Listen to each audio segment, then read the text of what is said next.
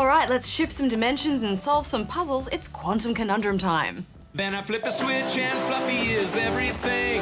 Plush and sweet and soft and pink. I flip a switch. Bang, pow. Where am I now? Boom, splash. Make a mad dash. Flip a switch and heavy is everywhere. Crash to the ground from out of the air. I flip a switch. The time goes down, down, down. Stretching thin and stretching out. This was designed by Kim Swift, the designer of the original Portal, and you can just feel that Portal DNA all over this game. They're both first-person games, they both use a special device to solve physics-based puzzles. Yeah, they are very similar, but this is still very much its own game. Oh, you're here? As it begins, you're dropped off at your uncle's house, but of course, he's no ordinary uncle. He's eccentric scientist Fizz Quadrangle. If I configure the trans-dimensional velocity regulator at approximately 0.887 microseconds. And it's not long before things go horribly wrong for poor old Fitz, and he gets himself trapped in some alternate dimension.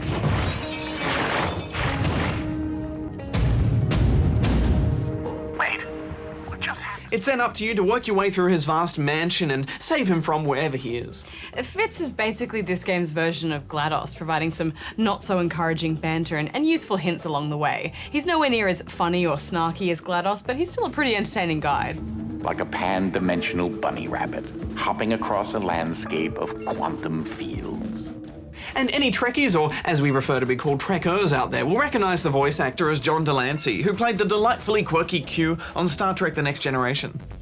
Au contraire, mon capitaine! He's back! And to help him escape, Fitz gives you his interdimensional shifting glove, which allows you to shift between a bunch of different dimensions. I wish you could see my facial expression right now, as I am not pleased. It takes a while to gain access to each dimension, but I think this is just because the game wants to ease you into them and all of their puzzling potential. The first one you gain access to is the fluffy dimension, Fluffy dimension. which turns everything soft and pink and fuzzy so you can pick up heavy objects and throw them around easily. Fluffy! Then later you unlock the heavy dimension, which makes things heavy.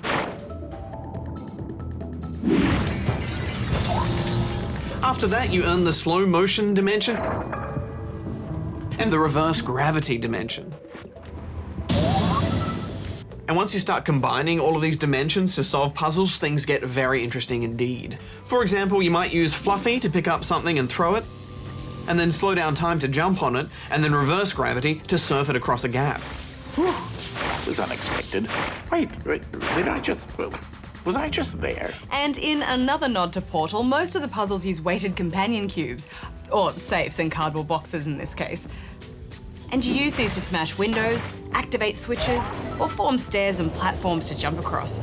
And speaking of platforming, your jumping skills will be put to the test just as much as your puzzling skills in this game. Prepare to fall to your death a lot. Go!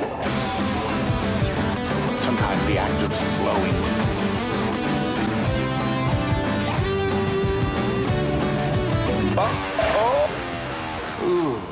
Well, I'm really sorry. To be able to use a dimension, you need that particular dimension's battery in that room's receptacle. Some rooms come with all the dimensions already available to you, but others involve trying to find other batteries to unlock more dimensions and complete the room. I would have liked it if there were a few more puzzles that let you have access to all 4 dimensions at once though. I mean, you only really get to reverse gravity right near the end of the game, and most of the puzzles you can only use a few dimensions at once. Yeah, that's true, but all the puzzles are right up there with Portals. They're just so well designed, and there's only a handful that have rough edges. Satisfying, isn't it?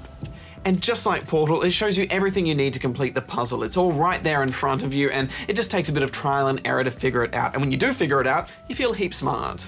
Yeah, that's true. And, you know, depending on your dimensional shifting skills, it's probably going to take most people about 5 or 6 hours to finish this game. There's good incentive to replay the levels though. Each level has time and shift goals to beat, as well as leaderboards and hidden noise bots and blueprints to track down. Ah, that's where that got to. That is a botched experiment of mine called the Awkward Noise Generator. With a couple of DLC packs on the way, I really hope they'll get a lot crazier with those puzzles. Yeah, I like the look of it too. All those bendy, cartoony shapes and the color palette.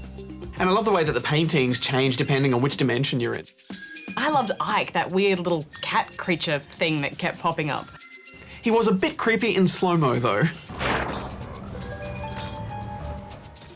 And what was with this? All hail the Hypno-Ike.